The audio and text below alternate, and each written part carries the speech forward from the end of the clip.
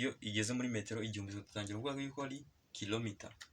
Ibi bintu nibyo nshaka kugira ngo tumenye, kugira ngo ubutaha ko muri basic of electronics tuzabikoresha cyane turi kubara value z'ama electronic component agiye atandukanye. Ngwaye ikaze kuri Titan Menya TV, njye mugiye kubana nitwa Dukuze Nicolas. Ngwaye ikaze muri class yacu uyu munsi ndashaka ko twiga icyitwa metric prefixes cyangwa se ingero zipimirwamo ama unit.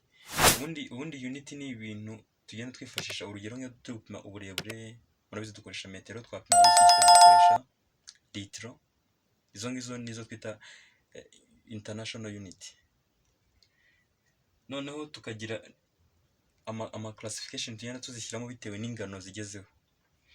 Urugero niba turi gupima metero, hari aho tujya twavuga ngo ni kilometer. Urumva aho ngaho tuba dutangiye kuyiklasa, iyo igeze muri metero igihumbi dutangira kuvuga yuko ari kilomita. Yego.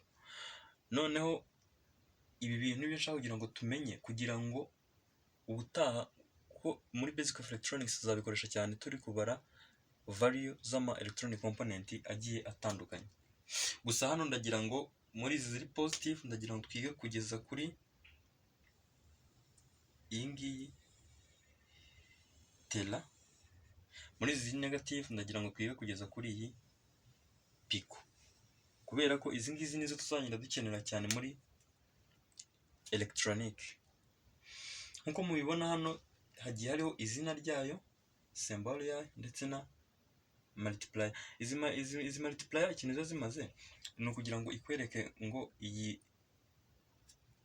iyi mesure ibingana gute, cyangwa se ibifite ubunini bungana gute.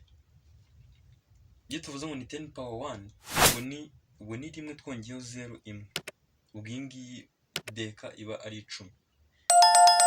Uyu mubare akenshi uba uhagarariye umubare w'amazero uri inyuma ya rimwe.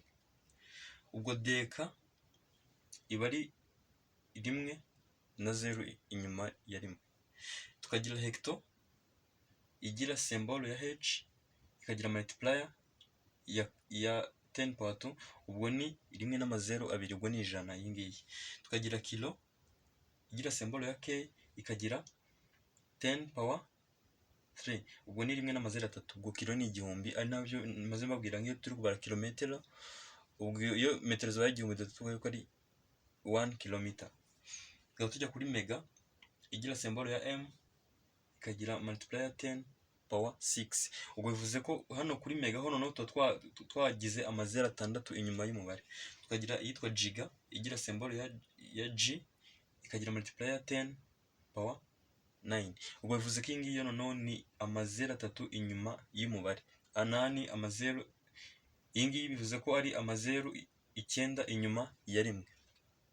Tukagira n'iyitwa tera ifite symbol ya t, ikagira multiplier 10 power 12, iyi ngiyi bivuze ko ni amazero 12 inyuma y'umubare. Ubwo urumva hano tuba twageze muri za ngero bya bintu nyine tubara bikaba byinshi cyane, niko tugenda twongera ingero turi bubipimemo. Ari naho hazaho izi ngizi peta ya 15, tukagira exa ya 18, tukagira zeta ya 21, tukagira na yota ya 24. Izi ziri positive reka tube tuziretse, turebe none n'izindi ziri negative. Uko tubara tuzamuka tukabara tunamanuka munsi ya 0, uko hari aho bikenewe.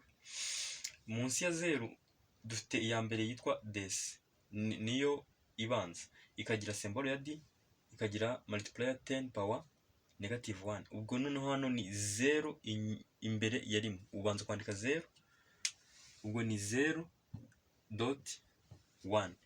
ubwo iyi ngiyi niyo des. Iyo tuvuze ngo ni 10 power -1 ni gutya biba bisobanuye.